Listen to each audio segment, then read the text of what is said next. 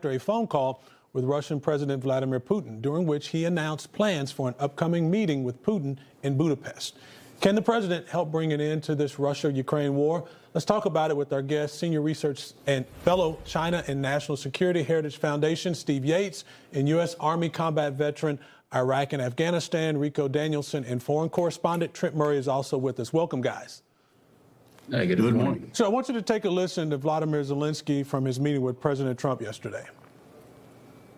First of all, I think we need to sit and speak. The second point, we need ceasefire. Even now, you see in the Middle East, it's very difficult to hold ceasefire. Everywhere, in every war, it's very difficult. We want peace. Putin doesn't want. That's why we need pressure on him. We will speak with President today what we need.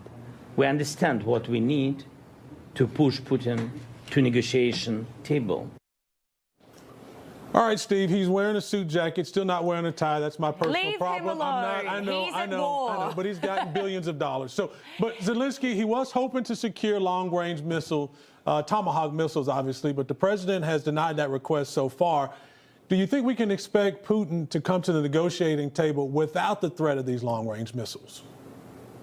Well, I think the president is doing everything humanly possible to set the stage for these kinds of talks. I think that in all of the conflicts we've observed, you just think back to the one in the Middle East, Israel found the need that it had to strike beyond its territory in order to affect reality on the ground. It's sort of a fact of war, and Ukraine's needed to do this over the course of these 3 years. And so the desire to have this capability, I think, is common sense from a Ukraine point of view. The president isn't saying a full no, but he's saying, I sure hope we can get to a ceasefire before having to put this on the table. He's sort of keeping a foot in both shores, trying to keep open the prospect of the talks. So I really see the president as putting in the work. This is taking a lot, but he's really, really committed to peace and hoping that the Middle East gives him some momentum here. But Putin is going to make it difficult. Yeah, let's actually hear from the president, though, because he did shed some light on the giving Tomahawk missiles to Zelenskyy. Take a listen. Putin tried to dissuade you from selling Tomahawk missiles. Well, of course. What do you think he's going to say? Please sell Tomahawks? No, but is he going to say, please sell those Tomahawks? I really appreciate it. I did actually say, would you mind if I gave a couple of thousand Tomahawks to your opposition? I did say that to him. I said it just that way.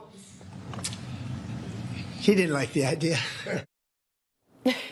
Yeah, I couldn't imagine he does like the idea. But Ricoh, in all seriousness, was there a concession there that President did? How big of a concession did President Trump give Putin here?